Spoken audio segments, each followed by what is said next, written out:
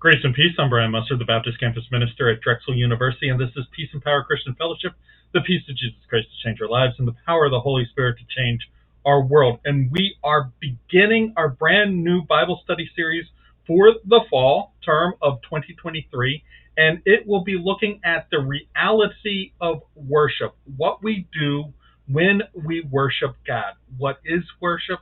How does worship fit into the life of the disciples? So this is the first part of the first lesson of that series, and we're going to be looking at worship and the big picture, the role of worship in the life of a committed follower of Jesus. That's going to be the topic for this lesson, and this is the first part of that lesson, looking at discipleship overall in light of the Great Commandment. So with Peace and Power Christian Fellowship with Baptist Campus Ministries at Drexel, we quite often examine how to make disciples, and we look at the process of making disciples through the Great Commandment. So in the Great Commission, we are commanded to make disciples. In the Great Commandment, it kind of gives us our pattern for how we go about making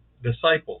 So Mark 12:30-31 says, "Love the Lord your God with all your heart and with all your soul and with all your mind and with all your strength." The second is this: love your neighbor as yourself. There is no commandment greater than these.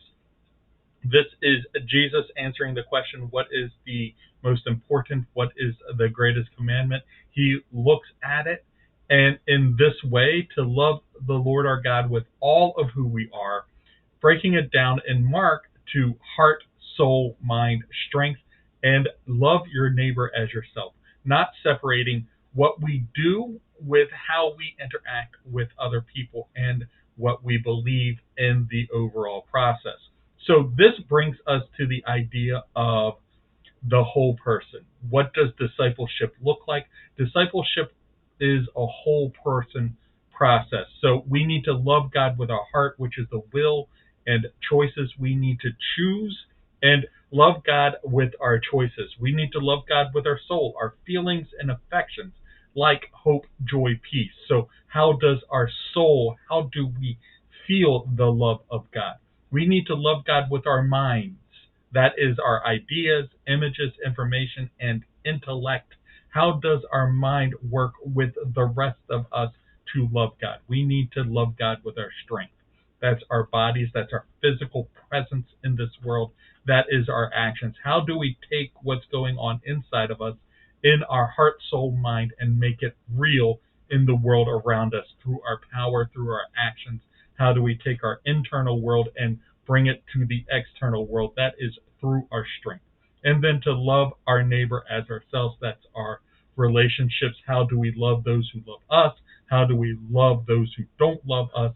How do we love those around us no matter what? What does it look like to love our neighbors as ourselves? So those are the 5 pieces of what it means to be a human being.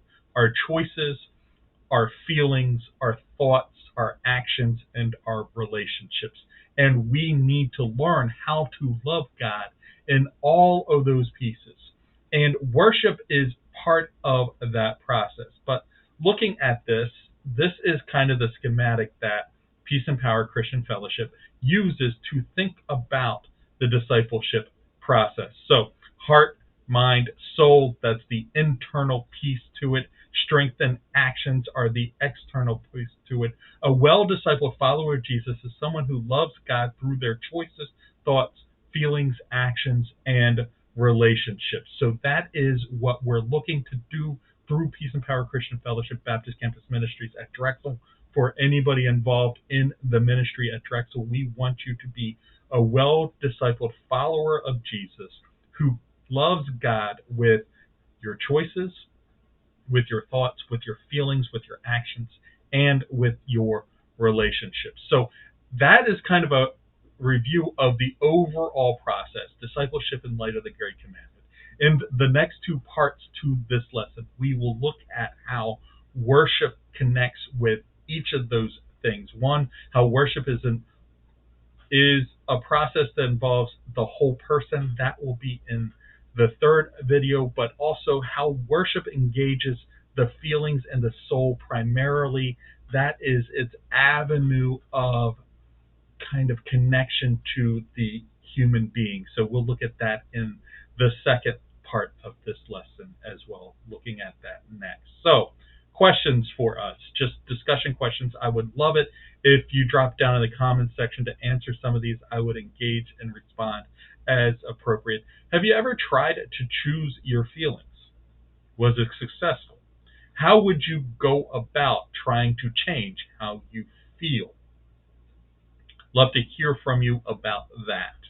Are our thoughts and actions truly our choice? So quite often the place where we have the most power to decide what to do is in how we think and how we act as developed by our choices. But are they truly just our choices? I would love to hear from you in response to that. And then how do our relationships affect our thoughts, feelings, and choice? So as we move forward, what are you thinking about those questions and how to answer those questions? Now, you are able to participate in this conversation both in person, 5 p.m. in the JEMIC starting October 24th, and Monday nights virtually via a Zoom. It will be live Zoom thing on 7 p.m. and that will be starting September 25th.